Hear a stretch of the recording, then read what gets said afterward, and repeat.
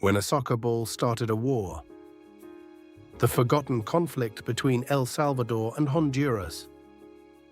On a warm summer evening in June 1969, thousands of soccer fans packed a stadium in Tegucigalpa, the capital of Honduras.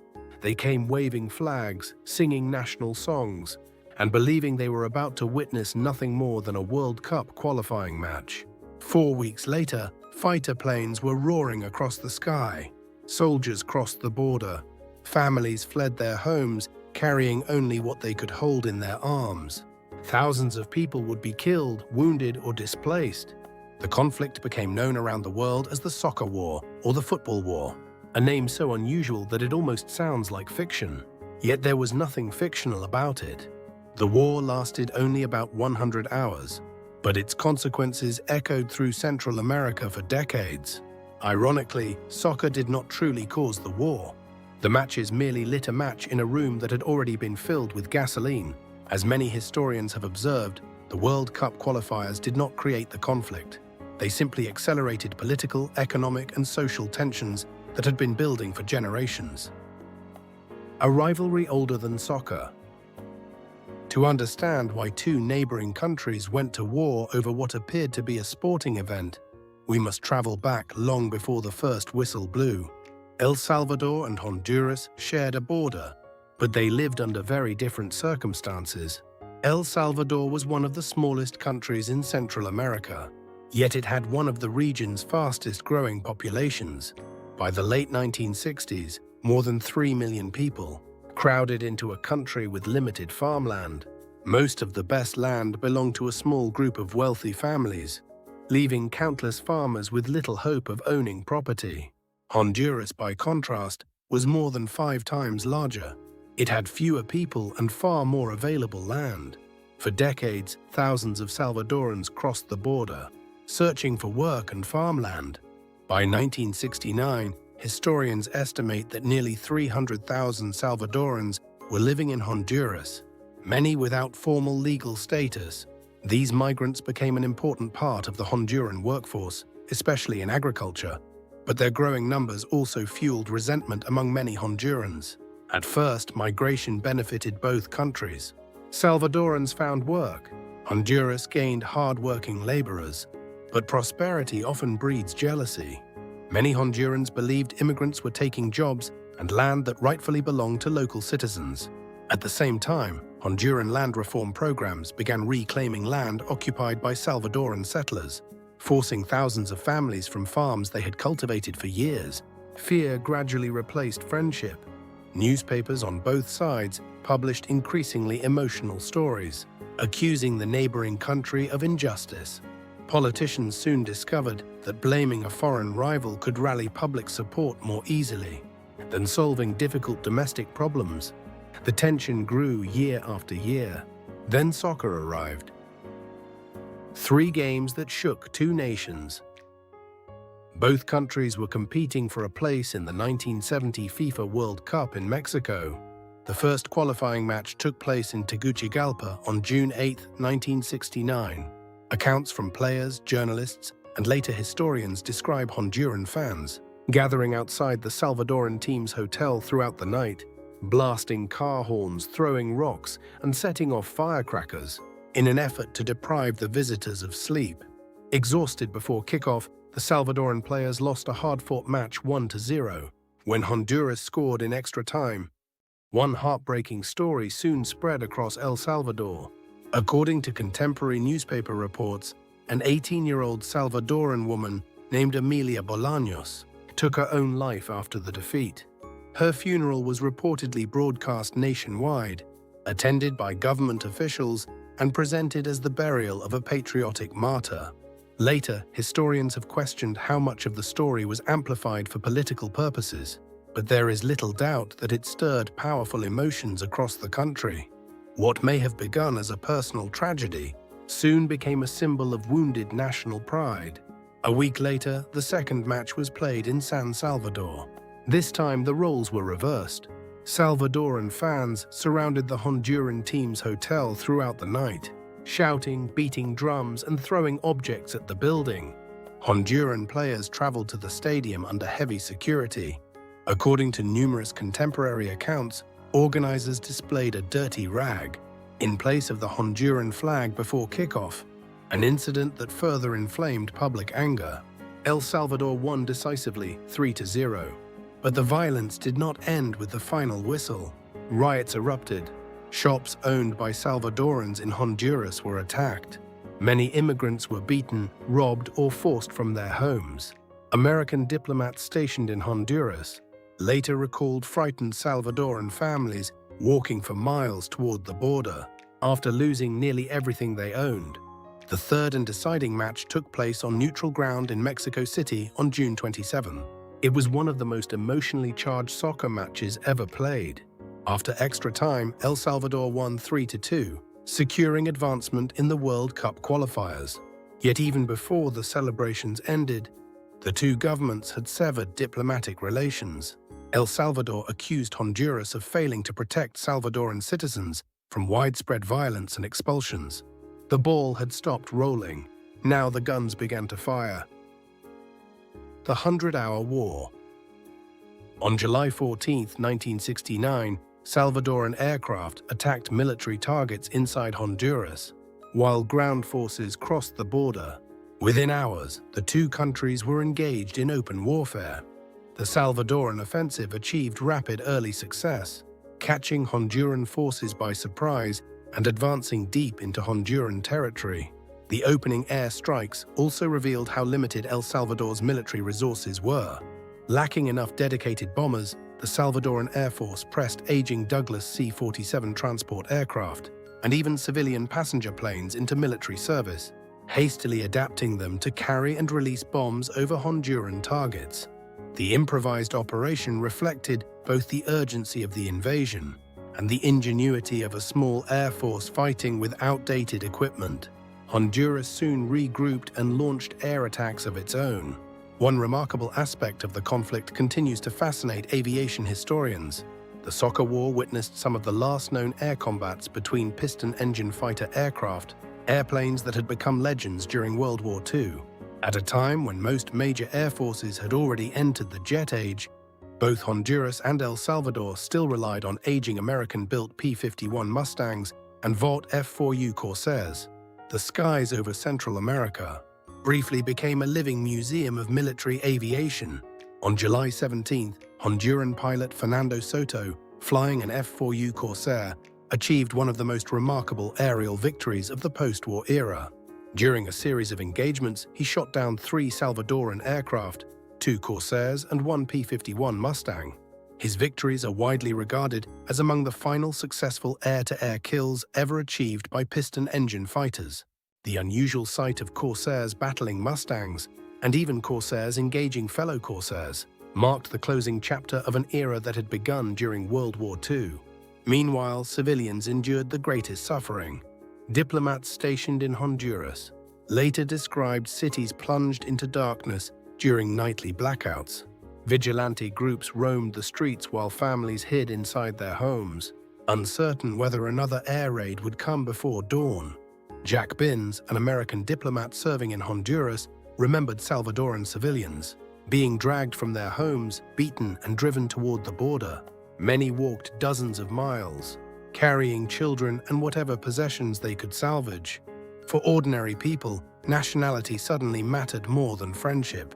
Neighbors who had lived together peacefully for years became enemies almost overnight. Diplomats race against time.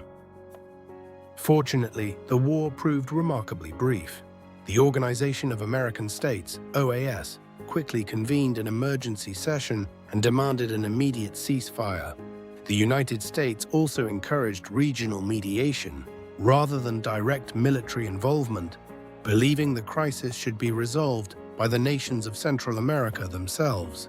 At first, El Salvador resisted international pressure.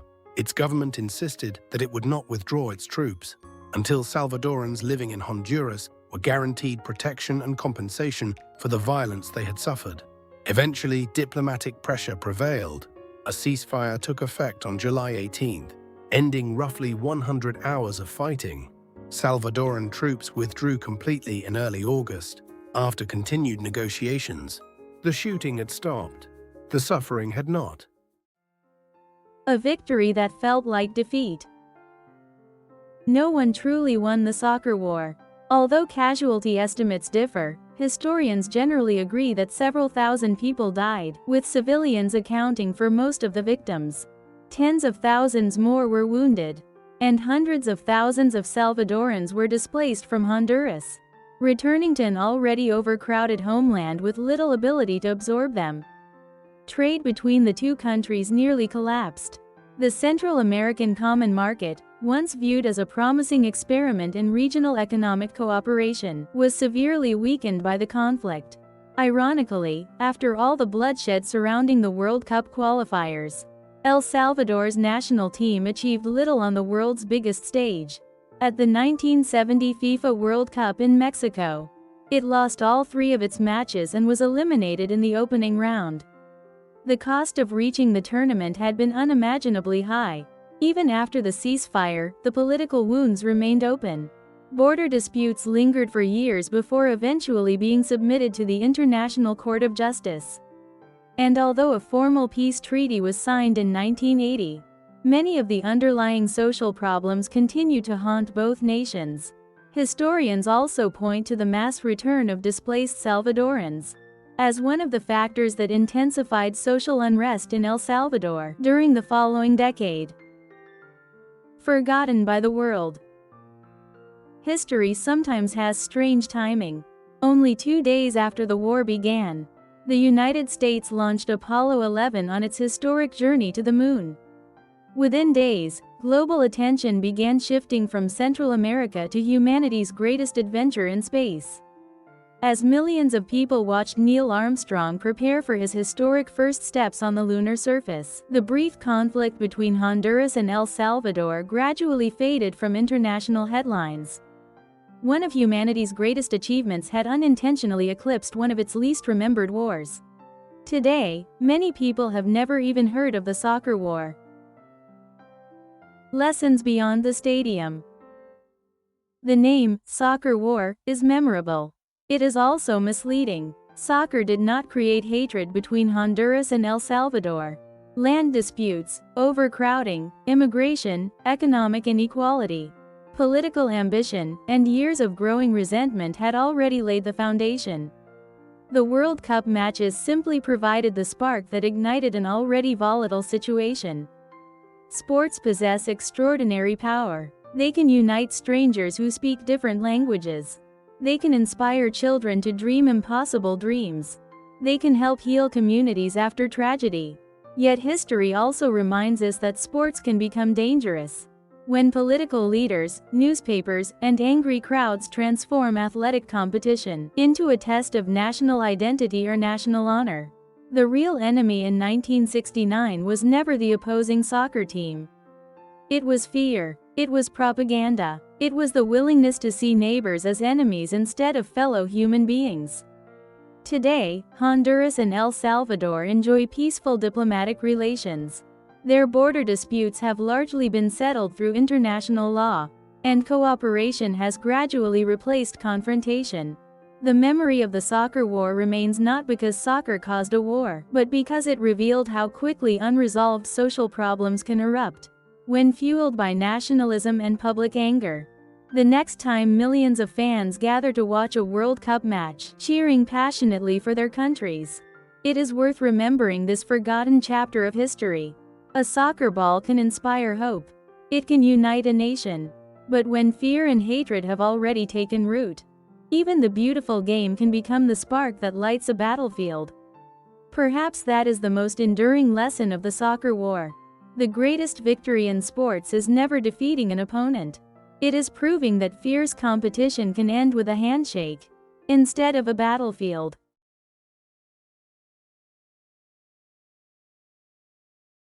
It's time to study new words in context.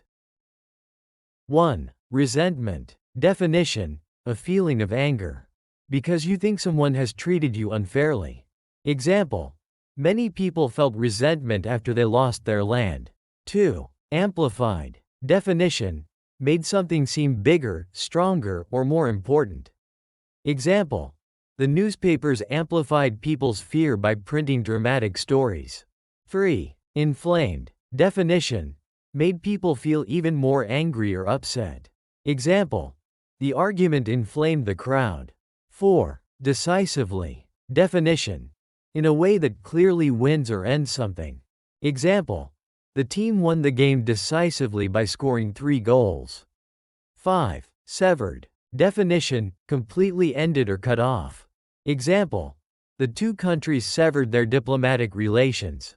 6. Expulsion. Definition. The act of forcing someone to leave a place. Example. The expulsion of many families caused great suffering. 7. Hastily. Definition. Quickly and without enough time to think or prepare. Example. The soldiers hastily packed their equipment. 8. Adapting. Definition. Changing something so it can be used in a different way. Example. The workers were adapting old buses for new jobs. 9. Ingenuity. Definition. The ability to solve problems in clever and creative ways. Example. Her ingenuity helped the team finish the project. 10. Aviation. Definition. The activity or science of flying airplanes. Example. He has always been interested in aviation. 11. Plunged. Definition. Suddenly put into a difficult or dark situation. Example. The city was plunged into darkness after the power failed. 12. Vigilante. Definition. A person who tries to punish people without using the police or the law. Example. A vigilante cannot replace the police. 13. Salvage. Definition. To save something from being lost or destroyed. Example. The family tried to salvage their belongings after the fire. 14. Prevailed. Definition. Became stronger or more successful in the end. Example. Peace finally prevailed after several days of fighting. 15. Lingered. Definition. Stayed for a long time instead of ending quickly. Example. The pain lingered long after the accident. 16. Eclipsed. Definition. Received less attention. Because something else was more important or exciting. Example.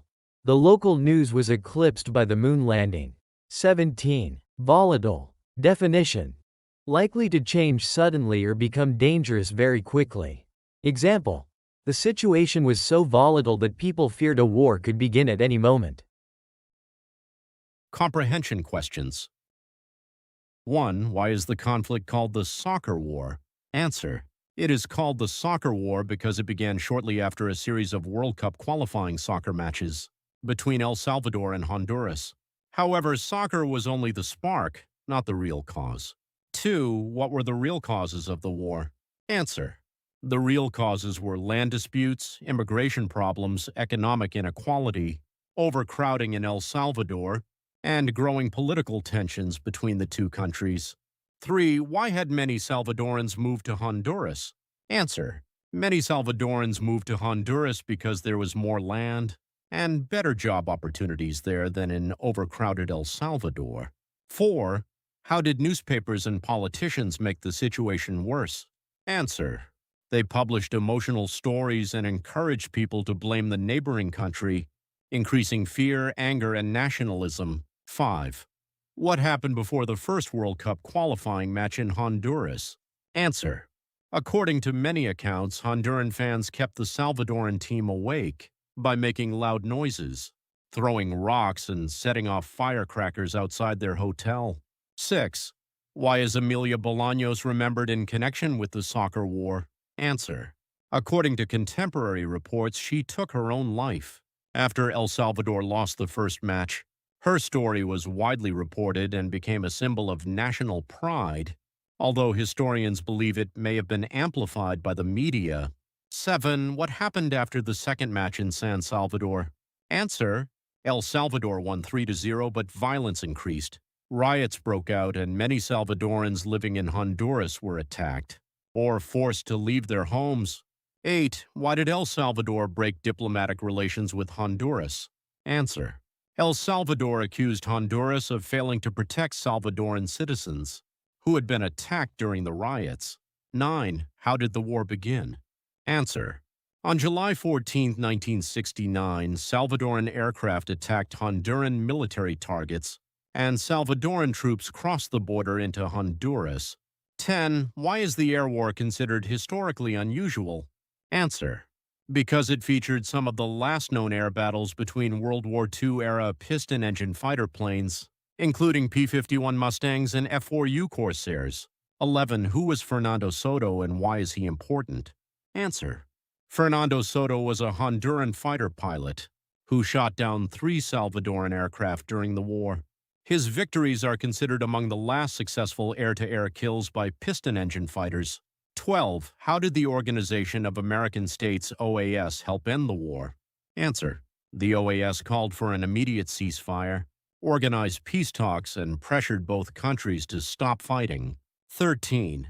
What were some of the consequences of the war? Answer: thousands of people were killed or wounded. Hundreds of thousands were displaced. Trade between the two countries suffered, and tensions continued for many years. 14. Why did the soccer war receive little international attention? Answer: because global attention soon shifted to the Apollo 11 mission and the first moon landing, which became the biggest news story in the world. 15. What is the main lesson of the soccer war? Answer: the main lesson is that sports do not usually cause wars. Instead, long-standing political, economic, and social problems can be made worse when fear, nationalism, and propaganda turn a sporting event into a symbol of conflict. Discussion question. Optional. Question: do you think sports bring people together more often than they divide them? Explain your opinion. Sample answer: I think sports usually bring people together because they encourage teamwork, respect, and friendly competition. However, when politics or hatred become involved, sports can sometimes increase conflict instead of reducing it.